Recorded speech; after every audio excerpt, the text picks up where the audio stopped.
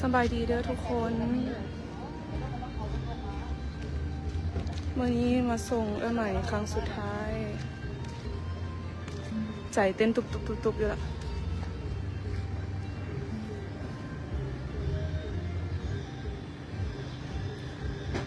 แสดงความเสียใจ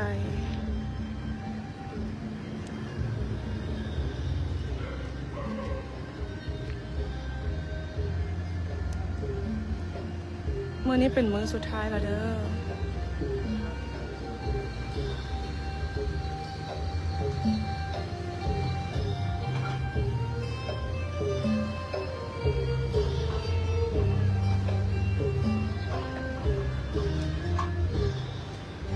สบายดี 1,100 คนพร้อมแสดงความเสียใจนำครอบครัวใหม่มื้อนี้มื้อสุดท้าย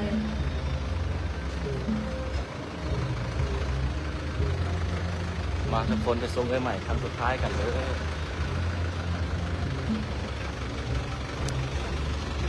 พร้อมแสดงความเสียใจน้ำกันได้เด้อใครที่ว่าโบทันได้มากะมาส่งใหม่ผ่านไลน์น้ำกันได้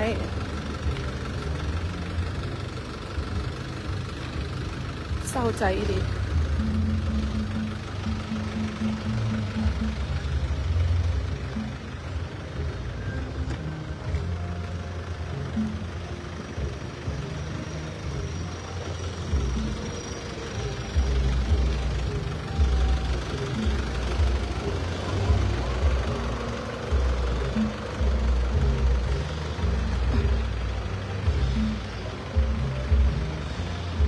แสดงความเสียใจน้ำ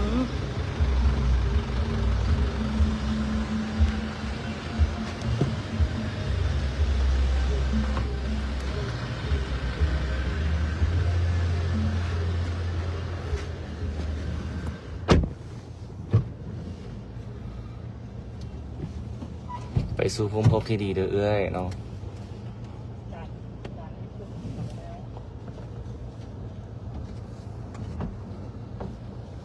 ทุกคนมาส่งใหม่น้ำกันเด้อส่งเราไปเป็นนางฟ้าอยู่เทิงสังหลังสันฟ้าพุ่นแหละ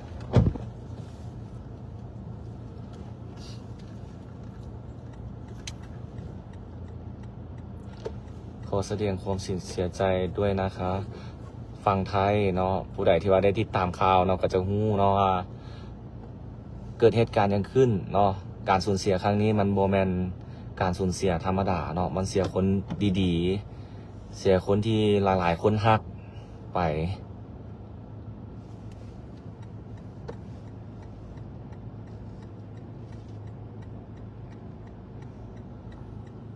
โลโซ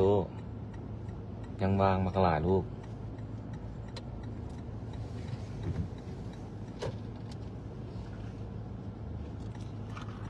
เสียใจนำครอบครัวเพิ่นเด้อขอให้ไปสู่ภูมิภพที่ดีมื้อนี้ก็เป็นมื้อเนาะที่28ทรงสการเนาะ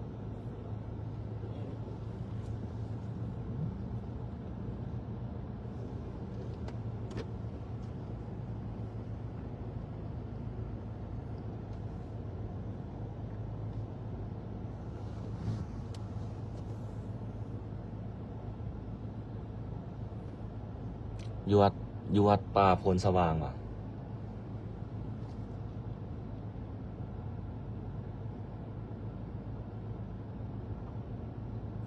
ทุกคนมาทรงใหม่น้ำกันเด้อสำหรับผู้ใดที่ว่าเบิ่งอยู่เนาะ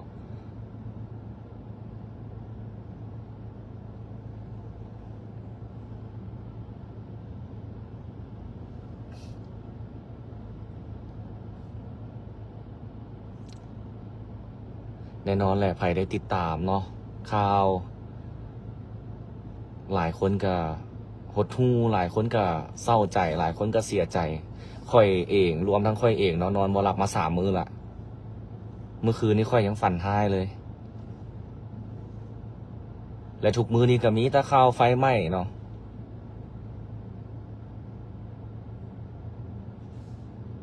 เมื่อคืนนี้ค่อยฝันให้ว่านอนอยู่หลับไฟไหม้ค่อยยังตื่นมาเหงื่อเต็มตัวเลย ค่อยนอนมื้อใดก็5-6 โมงเช้า3 มื้อแล้ว ภาพใหม่ยังกันอยู่ในหัวค่อยตลอดหลับตาแล้วมันอยู่ในหัวเลย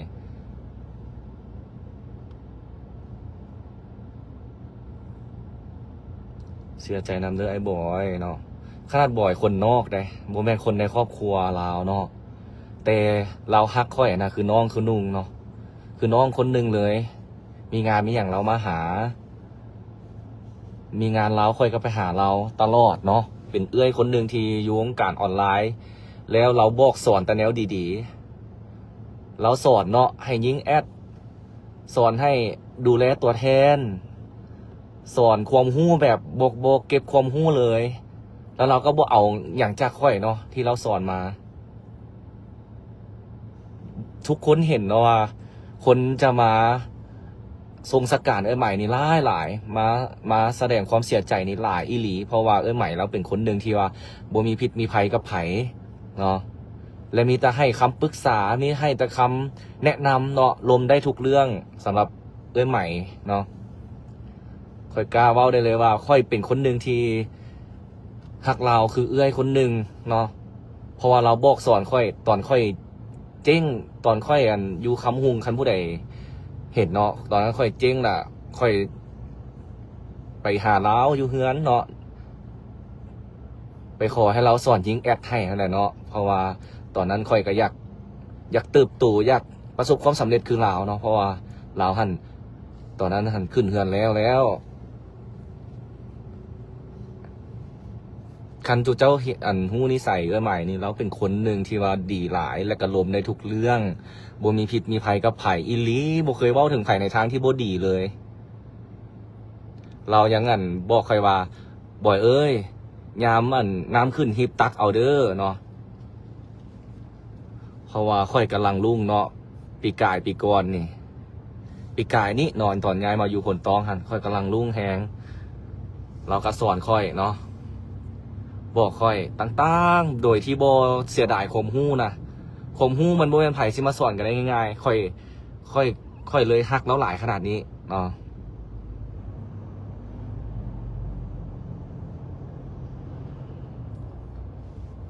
ขอให้เจ้าไปสู่ภูมิภพที่ดีเด้อคนดีๆเนาะเป็นอย่างต้องมาจากไปไว้ขนาดนี้เป็นอย่างโลกคือ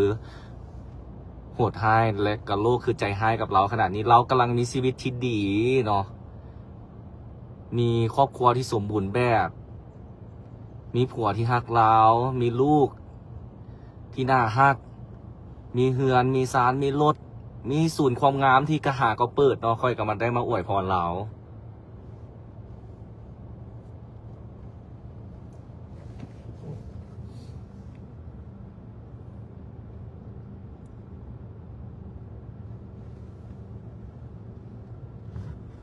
ถ้าจุเจ้าหู้จักนิสัยเราแห้งแบบแห้งสิฮักเราเนาะแต่เป็นอย่างต้องเกิดเหตุการณ์แบบนี้กับขึ้นกับเรานะ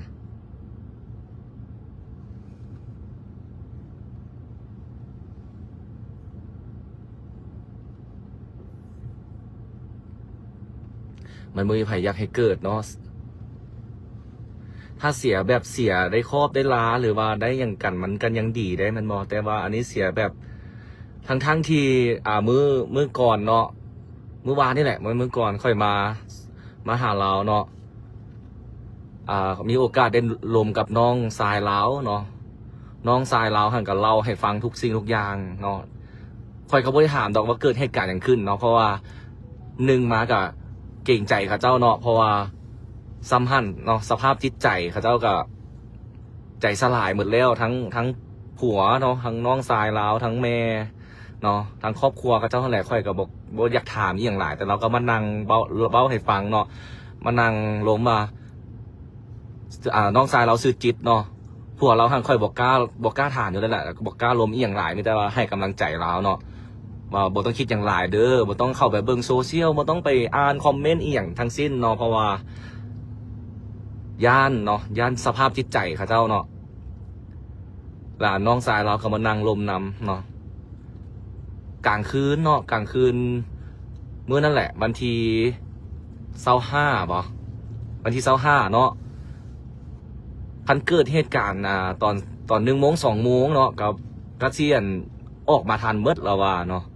แต่มันเกิดเหตุการณ์อยู่4-5 โมงเช้าคนกำลังนอนแล้วน้องเราหันนอนอยู่ชั้น2เนาะใหม่กับผัวเราหันนอนชั้นถึงแล้วไฟให้มันเริ่มไหม้ตั้งแต่ชั้นลุมลงไป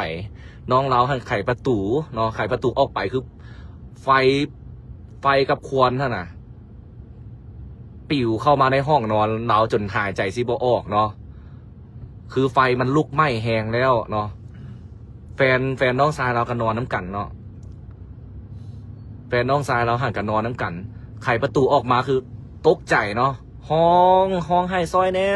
ไฟไหม้เนาะซอยแน่แบบเหลือนะคนกำลังนอนหาก็ตื่นเราเหลือแบบบ่สามารถจะออกทางปกติได้ทางหน้าเฮือนได้เนาะเพราะไฟมันลัดวงจรบนนั่นเนาะไฟมันเขาเอิ้นว่าไหม้มาจากบนท่านเนาะเศษแก้วเศษอย่างเนาะปูมปามเนาะก็น้องชายเราก็ตกใจเนาะเราก็คิดว่าเราสิเอาชีวิตบ่รอดแล้วแหละจุเจ้าเราเล่าให้ฟังโอ้ค่อยแห้งคนหนาวลุกมื้อนะเราก็คิดว่าเราสิเอาชีวิตบ่รอดแล้วเพราะว่ามันมีทางออกเนาะห้องนอนเราชั้นรูมกับมีการขโมยอีกมีการขโมยเราก็ว่าสิออกทางไหนกับบุฮู้สิออกนะจุเจ้าออกทางหน้ามันออกไปก็คือบ่รอดอย่างเดียวเนาะปีนออกมาจากอันทอนของรับขัน เราก็เงยหน้าขึ้นไปเบิ่งเพดานเนาะแล้วก็เข้าไปห้องน้ำเราก็เข้าไปห้องน้ำเนาะสิเอาผ้าห่มหั่นไปจุ๊บเอาน้ำเนาะเพื่อมาคุ้มตัวเองเพื่อออกไปพัดน้ำพัดบ่มาเนาะไฟดับมื้อนั้นหันไฟดับเนาะน้ำพัดบ่มาบ่ฮู้สิเฮ็ดวิธีทางใดเลี้ยวขึ้นไปทางห้องน้ำมีหูเนาะเขาเอิ้นว่าหูบอกน่าจะเป็นหูซองไฟหรือหูระบายอากาศเนาะเราก็ดึงเราก็แฟนเราหันขี่คอขึ้นไปก่อนเนาะแฟนเราหันตัวน้อยก็ออกมาได้แล้วว่าแต่เราหันออกมาบ่ได้เพราะตัวเราหันใหญ่เนาะเราก็เอาหัวขึ้นไปเอาอากาศหายใจเนาะคือเรามาโอ้ส่วนเราสิออกมาได้เนาะตัวเราหันใหญ่กลัวเราก็แก้เสื้อออกเบิดเนาะตัวเราหันบาดเบิดได้บาดเบิดเนาะแก้วบาดอย่างบอลปีกแขนที่เราเอาตัวเองขึ้นมาหายใจนะว่ายเบิดเลยเนาะน้องชายเราซื้อจิตเราว่าโอ้99%คิดว่าตัวเองสิบ่รอดละเราว่าเพราะว่าควันบักหลายๆเนาะควันหลายแห้งขาดอากาศหายใจจนดำเบิดนะตัวดำมืดเราก็พยายามบืนตัวเองออกมาเนาะพอออกมาได้ห้องหาเอื้อยเนาะผัวเราหันออกมาได้แล้วเนาะห้องหาเอื้อยออกมาเบิดระโบเอ้ยใหม่อยู่ใ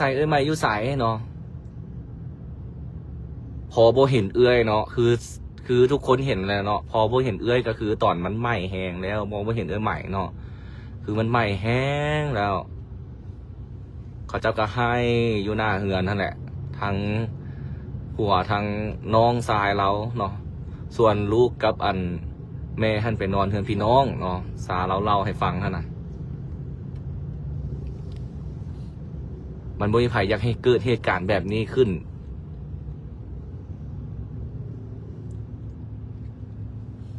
มันบ่มีไผอยากให้เอื้อยที่ว่าเป็นเสาหลักของครอบครัวเนาะจากไปแบบนี้จุเจ้าคือหลายคนก็ได้ติดตามข่าวขนาดเนาะ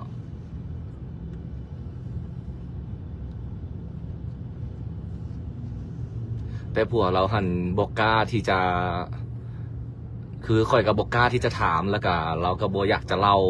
เรื่องแบบนี้ให้ฟังเพราะใจเราก็สลายพอแห้งแล้วเนาะ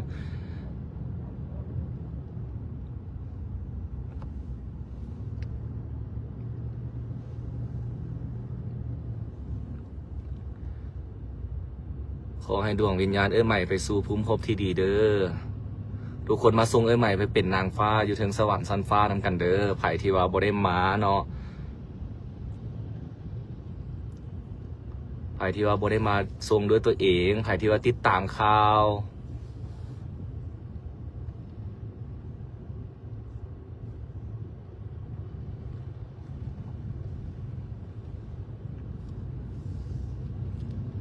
สำคัญคือตอนนี้แหละคือคนที่อยู่เนาะสภาพจิตใจ แถมต้องมาเจอสังคมเนาะวิพากษ์วิจารณ์ต่างๆนานาคนที่อยู่แห่งจะทรมานกว่าเก่าเนาะค่อยจึงอยากให้ทุกคนเนาะขอห้องแหละเนาะทุกสิ่งทุกอย่างไว้ให้เป็นการสืบสวนของเจ้าหน้าที่เนาะคันมาข้องใจอันใดเนาะแต่สิ่งสำคัญคือควรให้กำลังใจคนที่อยู่เนาะสภาพจิตใจเขาเจ้ามันก็สลายพอแหงแล้วยังต้องมาเจอคำเบ้าต่างๆนานา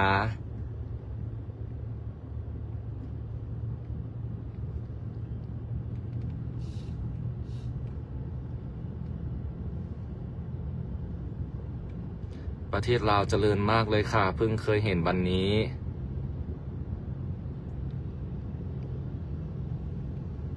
อันนี้คือประเทศลาวเจ้าแน่นอนเนาะมันมีภาพที่ด้วยใหม่ถือไฟไหม้เนาะขอนำเด้อทุกคนเด้อบ่อยากให้แชร์ต่อบ่อยากให้ส่งต่อเนาะอยากให้เห็นภาพเราแต่ตอนเรางามๆเนาะเห็นรูปเราบ่อยากให้เห็นเนาะตอนเรางามๆแบบนี้เพราะว่าปีนี้เนาะเราหน้าเด็กขึ้นหลายคันผู้ใดได้ติดตามเนาะคอยยังย่องเราตลอดคอยยังเม่นกว่าเราตลอดโอ้ป่าน24-25เนาะเอ้ยเนาะไปเฮ็ดอย่างมาเนาะเวลาเราลงรูปเวลาอย่างคอยก็จะเม่นยอกเราตลอดเนาะเรายังเว้ากับคอยเลยว่าคอยละ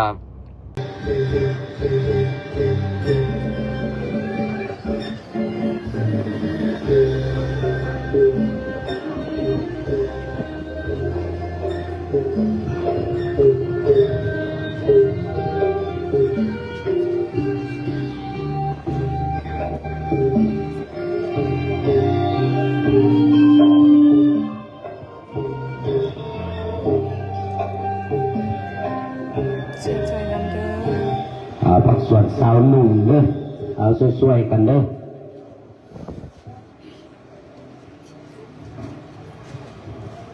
เอาตั้งอยู่ในพี่ก็ยังวางอยู่จับไปนั่งอยู่บ่อนที่มันห่มเนาะแล้วก็เอาไปทางเบื้องในพุ่นก็ได้เด้อ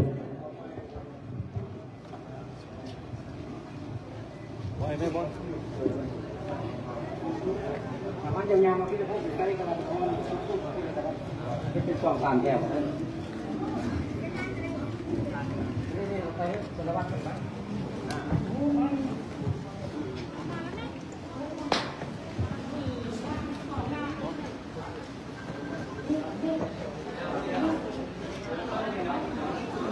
ความทรงเอาใหม่น้ำกันเด้อทุกคน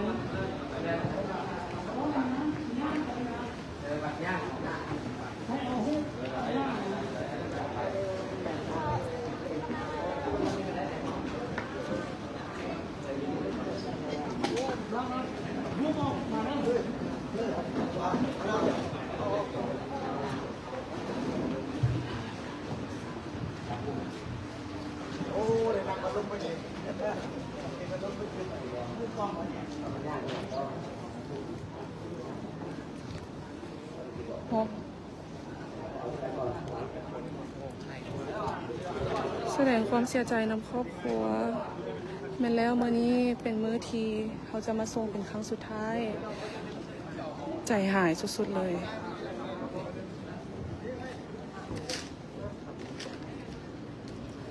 ช่วยกันเนอะช่วยกันเนอะ ช่วยๆกัน เอาไปปรุงของเราเด้อไปปรุงของเราปังปังเด้อ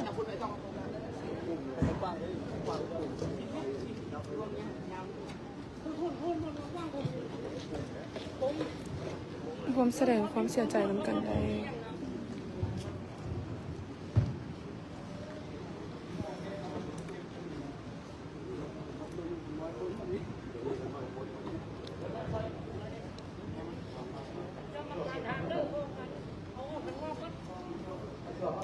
ขอให้ไปสู่ภพภูมิที่ดีเด้อแม่นแล้ว สิ่งที่เฮ็ดได้ตอนนี้คือ ให้กำลังใจคนที่อยู่นั่นแหละทุกคน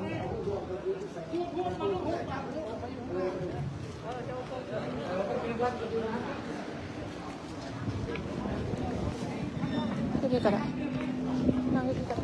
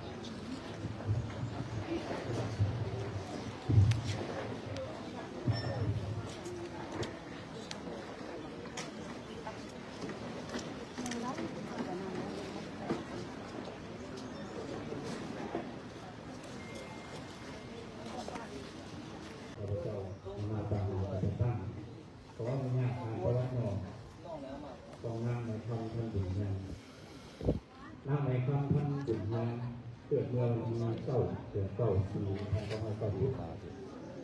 ที่บ้านเพียงคูเมืองต้นเหนือแขวงหัวพันเป็นลูกของพ่อถึงนอนแม่ได้จากท่านบุญเมืองมีให้มาน้องห้องกัน5 คน4 คนทุกเที่ยวเป็นลูกกบและ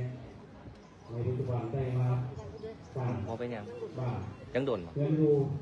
ส ไป า หาว ไปผมก่อน ได้ทำงานต่อไปมา โอ้ แต่งรูปแบบได้เข้าเรียนที่โรงเรียนประถมตามไปได้ติดต่อเรียนถึงจบม.ปลายในปี2008ปี2013ได้สำเร็จการศึกษาปริญญาตรีสาขาสถาปัตยกรรมเพื่อศาสตร์วิทยาลัยมหาวิทยาลัย อยู่ สุภาพวงศ์แขวงหลวงพระบางในปีเดียวกันก็ได้สร้างครอบครัวก็คือปี2013ได้สร้างครอบครัวกับเท่านพรัตน์พันธวงศ์มีลูกพร้อมกัน1 คนเป็นหญิงปี2014ได้เข้าเป็นพนักงานอาสาสมัครอยู่แผนกโยธาธิการและขนส่งไปหลวงพระบางปี2015ได้เริ่มเรียบธุรกิจขายเครื่องออนไลน์ปี2016ได้สร้างแบรนด์เป็นของตัวเองยี่ห้อดีเวอร์จนถึงปัจจุบันปี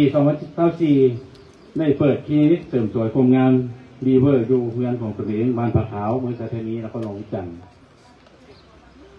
ในเวลา5 โมงเช้าของวันที่25 กุมภาพันธ์ 2025นางไหมคำพันบุญเฮืองก็ได้เสียชีวิตนอนเกิดอัคคีภัยรวมอายุได้35 ปีตลอดระยะผ่านมานั่งไหมคำท่านบุญเฮืองและครอบครัวได้ประกอบส่วนในการสร้างสรรค์พัฒนามีคุณงามความดีต่อสังคมมาโดยตลอดและเป็นแบบอย่างในการสร้างสรรค์เศรษฐกิจครอบครัวและมีสินค้าเป็นแบรนด์ดีเวอร์เป็นของตัวเองและเป็นที่น้อมรับของสังคมได้สร้างรายรับของทั้งต่างญาติพี่น้องเพื่อนมีสหายมีเวียกเก็บงานทำมีรายได้เข้าครอบครัวของแต่ละคนนอกจากนั้นก็ยังได้ระดมทุนช่วยเหลือบรรเทาทุกข์ต่อครอบครัวที่ทุกข์ยากขาดเขินเป็นต้นแม่ได้แจกจ่ายเข้าปลาอาหารข้าวสารอาหารแห้งเครื่องอุปโภคบริโภคในระยะช่วงระหว่าง สิ่งที่เฮ็ดได้ตอนนี้ก็คือแสดงความ พร้อม เสีย กัน ใจ นั้นยังได้สั่งงานอยู่อาศัยให้น้องบ้งคือ 1 หลังและยังได้ประกอบมอบอุปกรณ์การแพทย์ให้แก่ห้องหมอ150 เตียงจำนวน 1ต่อผลงานดังกล่าวผู้เกี่ยวก็ได้รับการน้อมน้อยจากการเทิงจำนวน 5 ใบ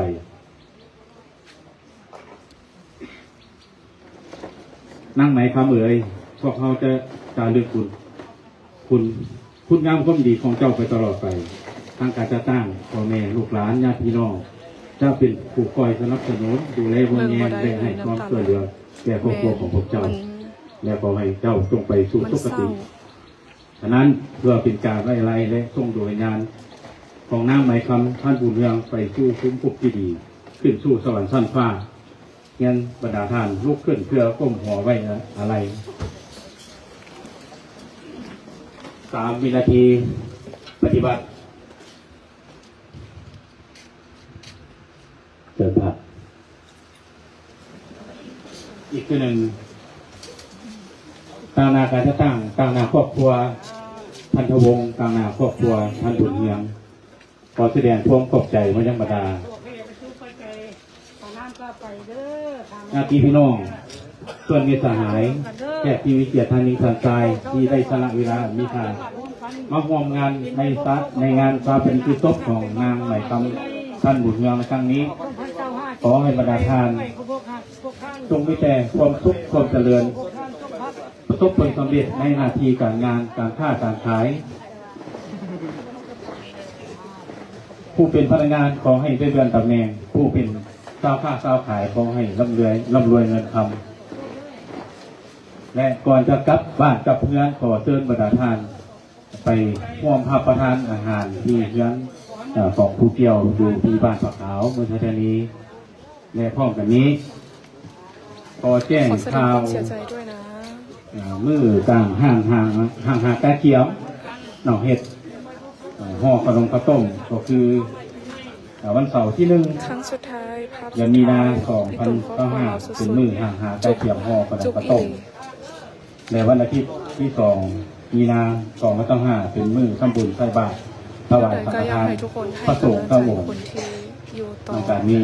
ในมอบให้ทางพิธีทางศาสนา เพราะว่า